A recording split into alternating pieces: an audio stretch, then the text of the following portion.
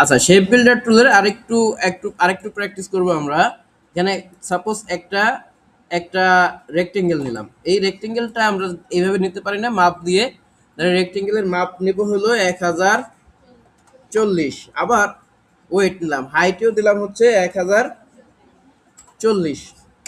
এই একটা রেক্টেঙ্গেল তৈরি হলো। এবার আমরা জানি যে ডিরেক্ট সিলেকশন দিয়ে কি করতে হয়। এই ডিরেক্ট সিলেকশনে ক্লিক করে বাইরে থেকে একটা কর্নার সিলেক্ট করলাম, এরপর শিফট ধরে আরেকটা কর্নার, তারপরে শিফট ধরে আরেকটা কর্নার সিলেক্ট করে মাউসের মাউসের যে কার্সর আছে এটাকে একটা কর্নারের কাছে নিয়ে ভিতরের দিকে এভাবে ড্র্যাগ করে দিলে তিনটা কর্নার একসাথে রাউন্ড হয়ে গেল। এটা রাউন্ড হয়ে যাওয়ার পরে এখান থেকে আমরা একটা বিষয় খেয়াল রাখবো, অ্যালাইনমেন্ট টুলটা মূলত এখান থেকে দেখবো আমরা।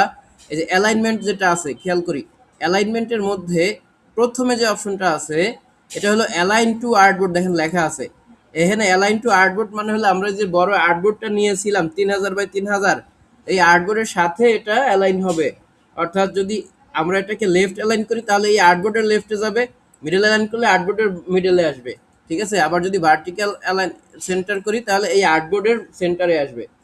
সেম ভাবে এখানে যদি আরেকটা আমরা আঁকি, ধরেন এখানে আরেকটা আঁকলাম ইলিপস টুল। এই ইলিপস টুলটার মাপ দিলাম হলো এটার অর্ধেক, আগেরটার অর্ধেক দেবো। কত দেবো? 520 বাই 520। বেশি হয়ে গেছে। এই যে এইটাকে আমরা বুঝতে পারবো, যাতে বোঝার জন্য একটা কালার চেঞ্জ করে দিলাম এটা। এবারে এই দেখেন এবার দুইটা হয়েছে না, দুইটাকে এরকম সিলেক্ট করলাম। সিলেক্ট করলেই দেখেন এখানে কিন্তু এবার আসছে align two selection. Align two selection মানে কি, এই দুইটা সিলেকশনের মধ্যে কাজ হবে, আর্টবোর্ড কে আসে ধরবে না। এখন এখানে আমাদের এই আর্টবোর্ডে সিলেক্ট করে দিলে আর্টবোর্ড থেকে কাজ হবে।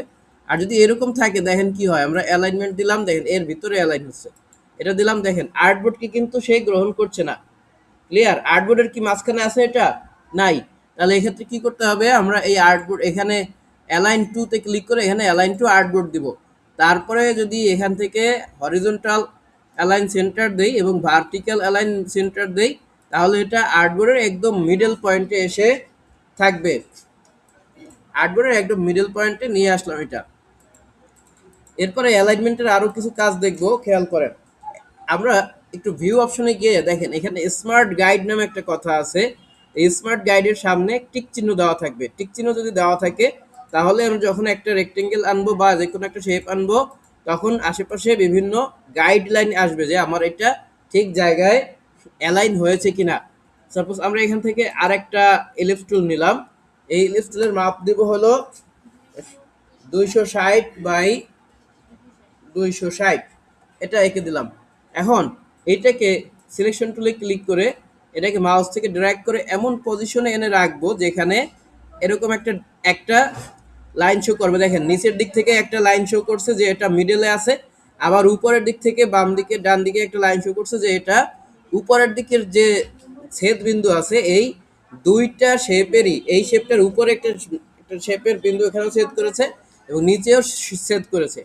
এইখানে এনে ঠিক এটাকে রেখে দেবো, এর একটু ডানে বামেও রাখবো না, কিছু না। এটাকে অল্টার ধরে আর একটা কপি করে ধরুন এই অ্যালাইনমেন্ট বরাবর নিচে নিয়ে আসবো যেখানেও দুইটা অ্যালাইনমেন্ট শো করবে। এরপরে এটা থেকে আর একটা কপি আমরা এটাকে ধরেন বাইরে রেখে দিলাম। এবারে আমরা এখান থেকে একটা রেক্টেঙ্গেল শেপ নিলাম। এই রেক্টেঙ্গেল শেপের মাপ হবে হলো, ওয়েট হবে 260 দিলাম সাপোজ, আর হাইট দিলাম হলো 520। এই যেটা আসছে এটাকেও আমরা কিন্তু একটা অ্যালাইনমেন্ট ঠিক রেখে একটা নির্দিষ্ট জায়গায় নিব। খেয়াল করেন এই যে নিচের দিকে যদি এটাকে নিয়ে আসি, এখানে দেখেন দুইটা স্মার্ট গাইড শো করেছে, এখানে এটাকে রেখে দেবো। রেখে দেওয়ার পরে এই পর্যায়ে আমাদের শেপ বিল্ডার টুলটাকে অ্যাপ্লাই করব। সবটুকু সিলেক্ট করে যখন শেপ বিল্ডার টুলে যাব, যাওয়ার পরে দেখেন এখানে যেখানেই মাউসের কার্সরটা রাখি এইটুকু অংশ শো করছে। আমরা যদি এখান থেকে ড্র্যাগ করি, এই জায়গাটুকু ড্র্যাগ করে এনে একদম এই নিচের এই পর্যন্ত নিয়ে আসলে দেখেন এই জায়গাটুকু একটা রাউন্ডেড শেপ তৈরি হয়েছে একটু নির্দিষ্ট জায়গায়। আবার এই পাশে ডান পাশের অংশটাকেও এভাবে ক্লিক করে আলাদা করে দিলাম। এখন এই দুইটা অংশ আলাদা। ভিতরের অংশটাকে আমরা ফেলে দিতে চাই, রাখতে চাই না, তাহলে কি করব, কিবোর্ড থেকে অল্টার ধরে এখানে ড্র্যাগ করে একদম বাইরে পর্যন্ত মাউসের কার্সরটাকে টেনে দিলে এটা আলাদা হয়ে গেল। ফাইন।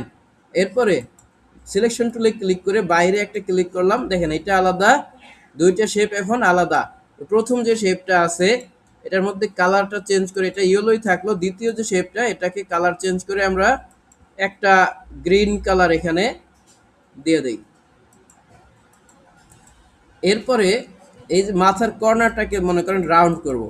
কর্নারটা রাউন্ড করার জন্য কি করব, ডিরেক্ট সিলেকশন টুলে গিয়ে এই কর্নারটাকে একটু বাইরে থেকে ড্র্যাগ করে ভেতরের দিকে নিয়ে এসে এটাকে ভেতরের দিকে এভাবে ড্র্যাগ করে দেব, তাহলে এই লাইনটাও কার্ভ হবে, রাউন্ড হবে। এরপর এই যে বাইরে যে শেপটা নিয়ে এসেছিলাম এইটাকে আমরা ধরেন এখানে বসিয়ে দিলাম। এখন এখানে যা কিছু আমরা দেখলাম এই অংশটুকুর মধ্যে দেখলাম হচ্ছে অ্যালাইনমেন্ট কিভাবে করতে হয় তা দেখলাম, তারপরে শেপ বিল্ডার টুল দিয়ে কিভাবে কাজ করতে হয় সেটাও দেখলাম। এইটুকু সবাই একটু প্র্যাকটিস করে ফেলেন।